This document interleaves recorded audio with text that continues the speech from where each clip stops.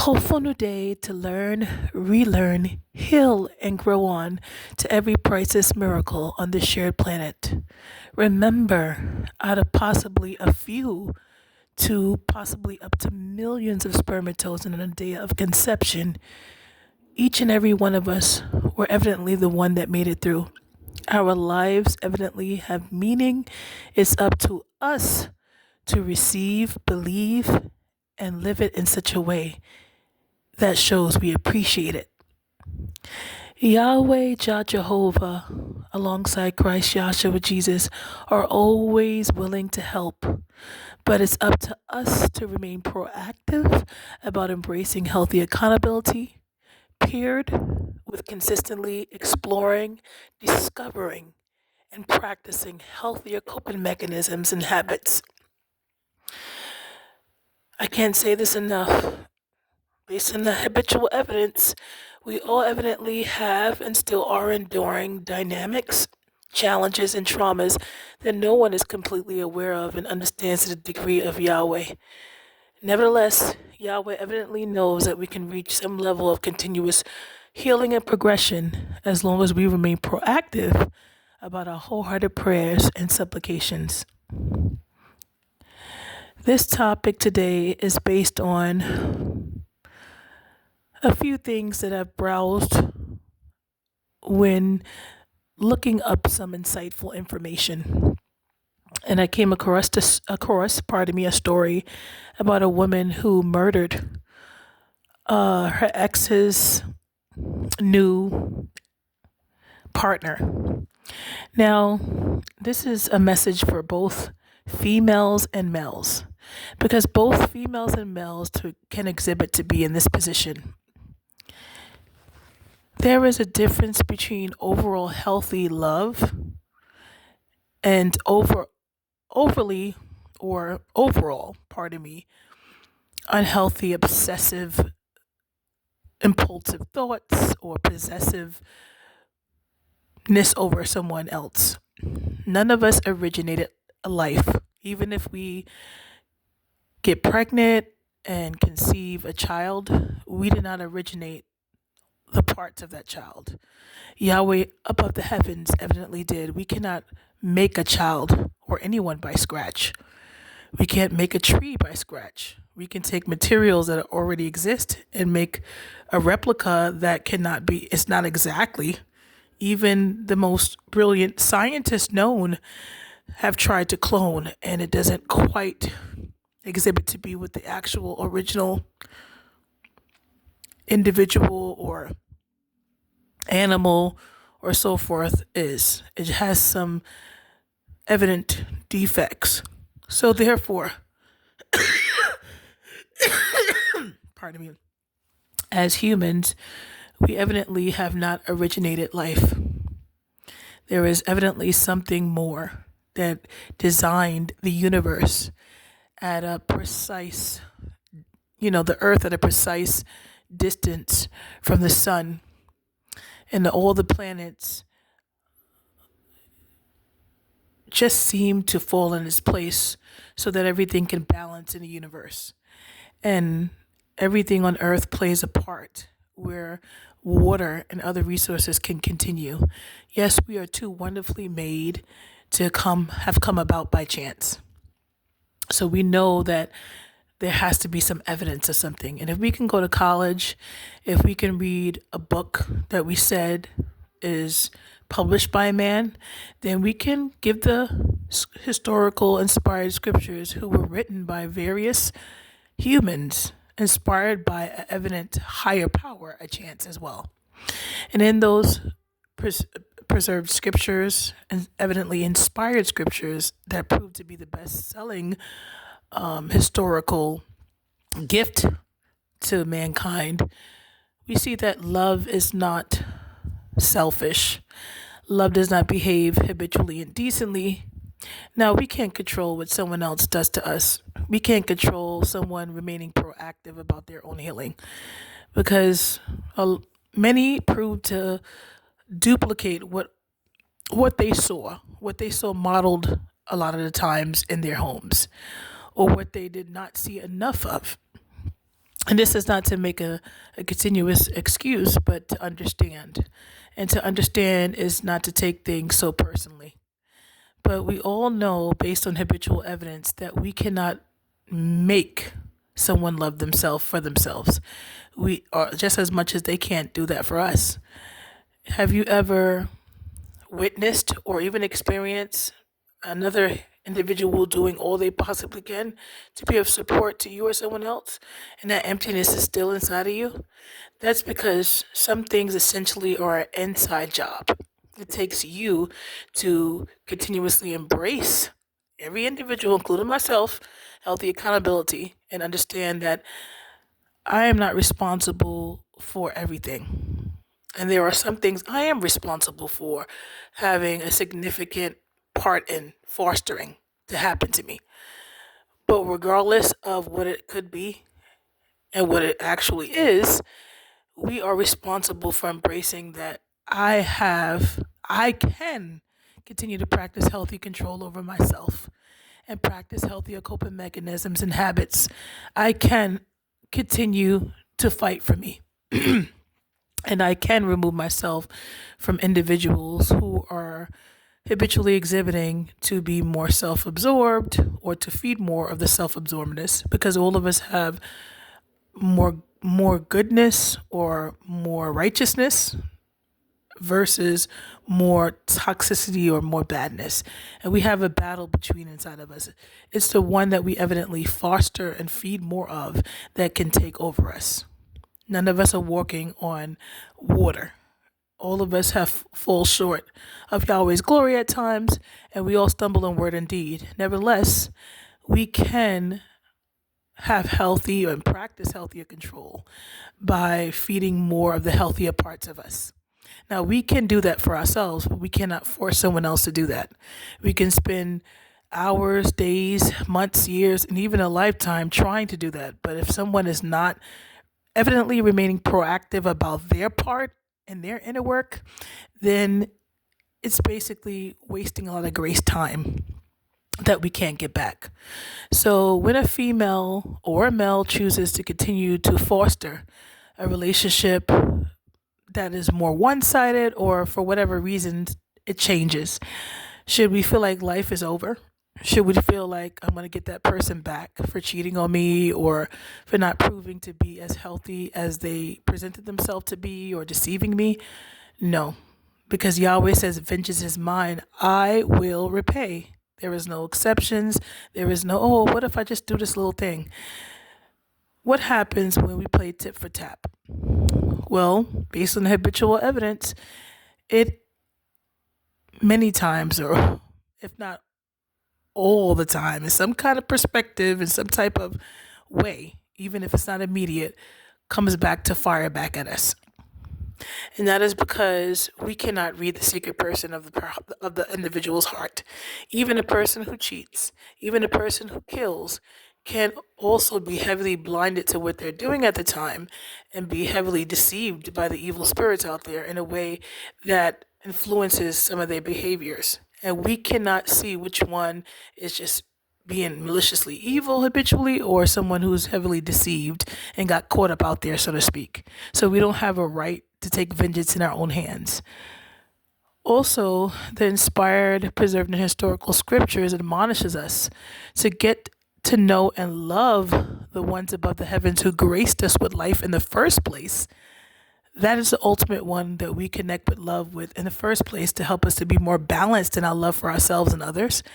And then we can saturate that love within ourselves and share that more balancedly with someone else. But when we put someone on a healthy pedestal, we possess over them, and we behave almost like we own them, which we don't, then we tend to get into things like trying to pay them back, trying to harm their life, because it's almost like I feel obligated because I invested in you and I did this and I did that. But we're not keeping score here. We know that Yahweh, Jehovah, will always take care of those who are striving to be genuine and striving to share and intentionality and striving to be the best individual they could be in regards to an exchange of encouragement in regards to showing that love that was first given to us. That's why we're able to love in the first place, because Yahweh first loved us.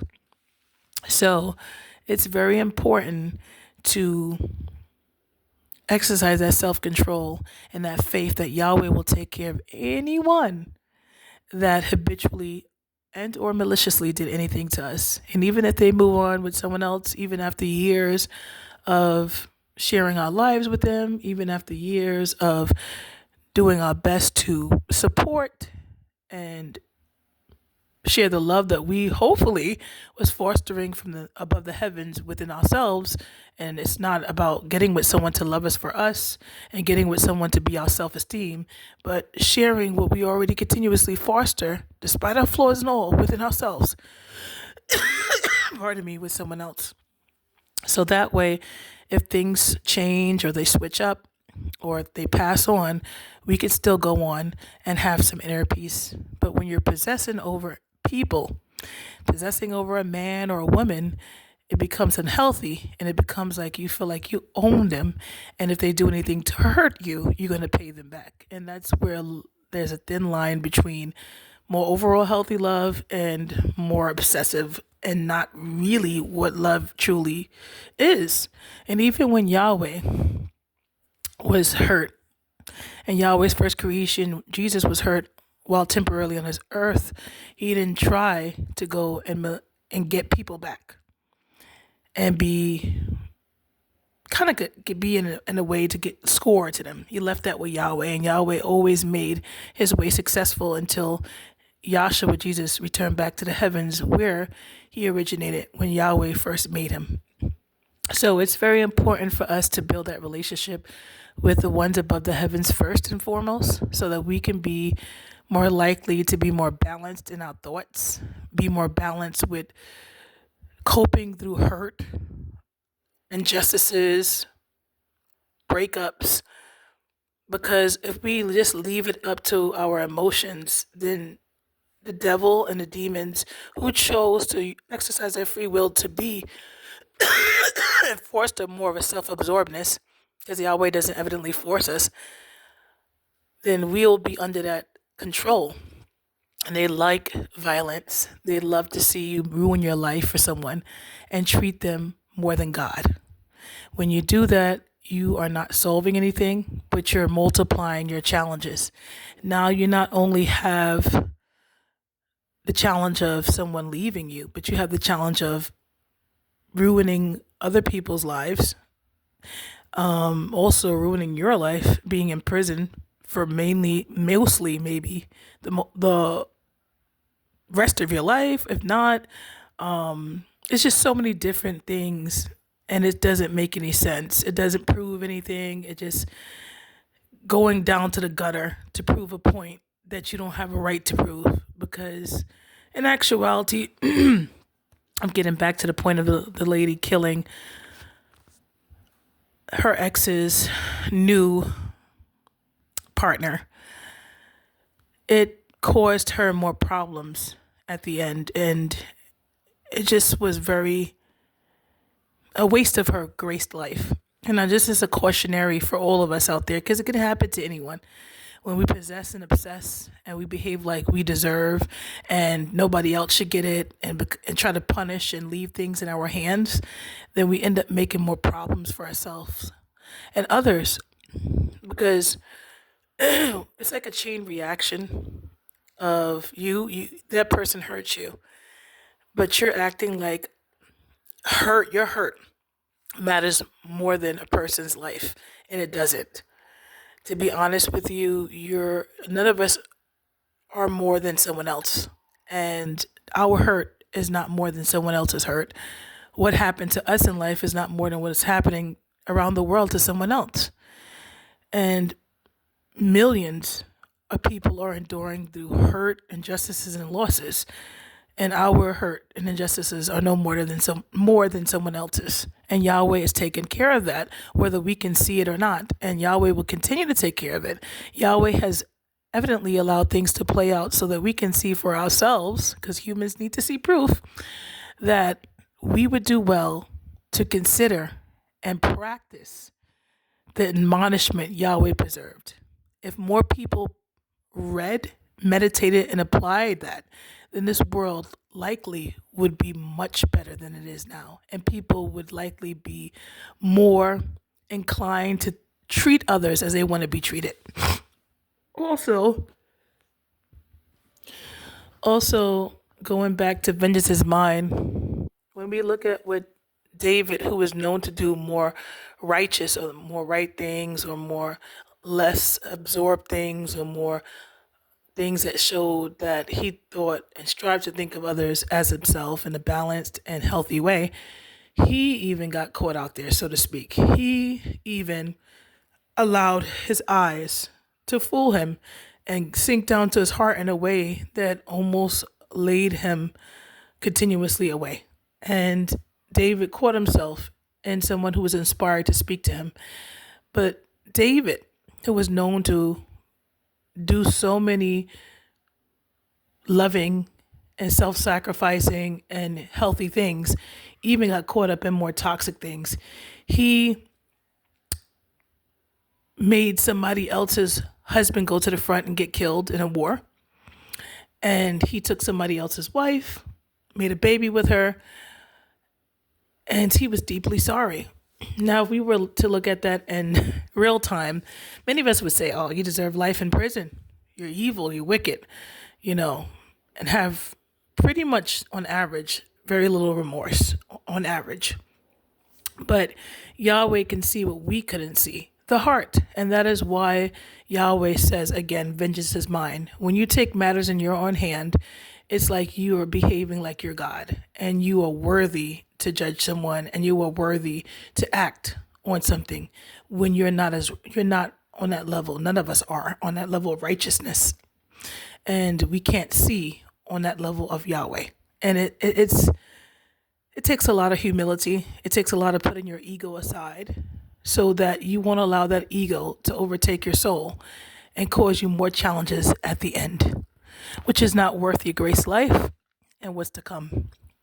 No matter what is the reason for this or that, just know that you can continue to heal, learn, and grow on as long as you continue to meditate and apply the gift of the inspired, preserved, and historical scriptures and walk by faith, knowing that there will be a much better day. And pardon, I'm not feeling too well, but this was what I felt moved to share as I was praying and looking at certain things, and I was knowing that this could be any of us.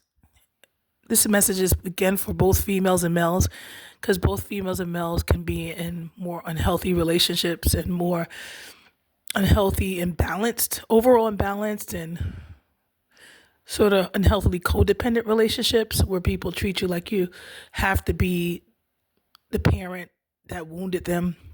You have to be a replacement to them, rather. You have to love them for them, and it becomes more of an imbalanced exhaustion, and it becomes to the point where if either of you decide to step away for whatever reason, there are so many layers that we can't see behind closed doors that only Yahweh can see on both sides. If either party decides to walk away, then if the other person is acting like, oh, hey, you belong to me and I'm going to harm you, then we're leaving ourselves open for the devil and demons to make a big joke out of us and make us the biggest dummy, ventriloquist, so to speak, to control us in a way or influence us in a way that causes us more challenges in the end. It's not worth it. Walk away. Trust that Yahweh will eventually take care of it. We all eventually reap what we habitually sow. There are no exceptions to the rule. Harming someone back, plotting on them, getting someone to take care of them is only going to make more challenges for you, and it's not worth it.